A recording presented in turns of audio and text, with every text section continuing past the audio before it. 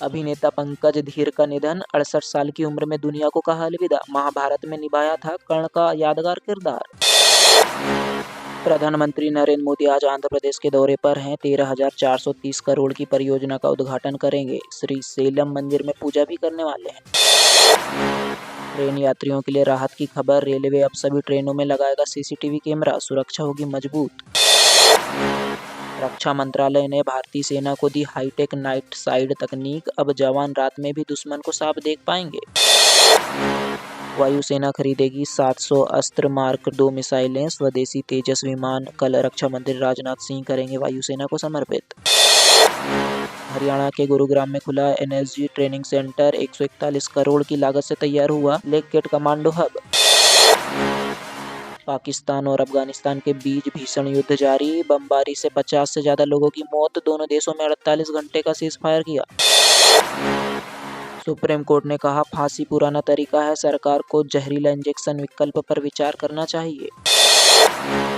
तमिलनाडु विधानसभा में हिंदी पर बैन लगाने वाला कोई बिल नहीं आया, साउथ बनाम नॉर्थ विवाद पर सरकार का स्पष्टीकरण। सोने की कीमत 1,27,000 प्रति 10 ग्राम के पार, चांदी 1,74,000 प्रति किलो, दिवाली से पहले बना नया रिकॉर्ड। भारत की बेरोजगारी दर सितंबर से बढ़कर 5.2% हुई, श्रम मंत्रालय ने जारी किए आंकड़े। भारत का निर्यात सितंबर में 36.38 अरब डॉलर तक पहुंचा, वैश्विक चुनौती के बीच भारतीय एक्सपोर्ट मजबूत रहा।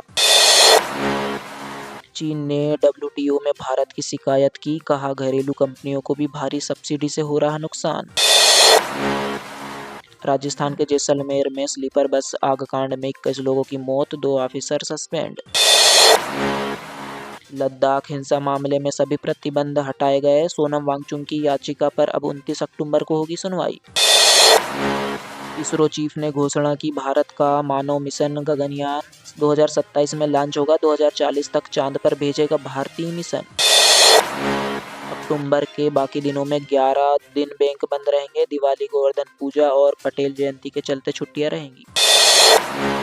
सुप्रीम कोर्ट ने दिल्ली एनसीआर में ग्रीन पटाखों की अनुमति दी, दिवाली पर 18 से 21 अक्टूबर तक सीमित समय में फोड़े जाएंगे पटाखे।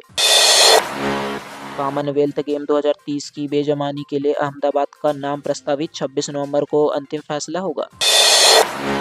हरियाणा आईपीएस पूरन कुमार केस में उनकी पत्नी और विधायक के भाई पर एफआईआर दर्ज, केस में नए खुलासे जारी। जहरीले कफ सिरप के बाद अब एंटीबायोटिक सिरप में भी कीड़े मिले, ग्वालियर से सैंपल भेजे गए भोपाल।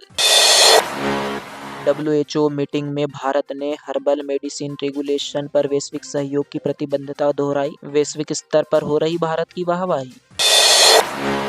डॉक्टरों के कमीशन पर बड़ा खुलासा, कोर्ट में डॉक्टर ने माना कि जहरीला सिरप लिखने पर 10% कमीशन मिलता था। उत्तराखंड के अल्मोड़ा में वायरस से 9 लोगों की मौत, 60 से ज्यादा बीमार, स्वास्थ्य विभाग की टीमें गांव-गांव में जांच में जुटी हुई हैं। बिहार चुनाव में पप्पू यादव समर्थकों की टीम पटना एयरपोर्ट पर कांग्रेस नेताओं से झड़प, माहौल गरमाया हुआ है। पीएम मोदी बोले एनडीए एकजुट है, जंगल राज से बिहार को बचाना होगा, बूथ स्तर पर मजबूत तैयारी की अपील।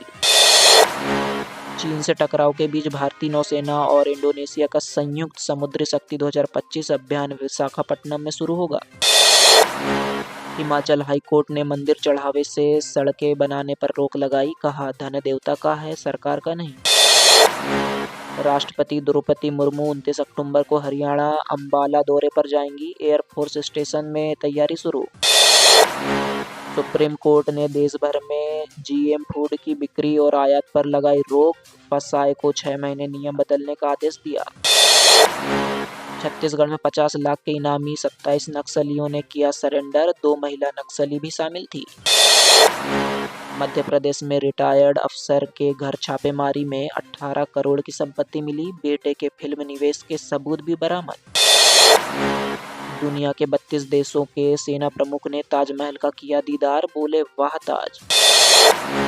इसरो ने 32,000 फीट ऊंचाई पर स्वदेशी पैराशूट सिस्टम का सफल परीक्षण किया है, रक्षा क्षेत्र में भारत की बड़ी उपलब्धि।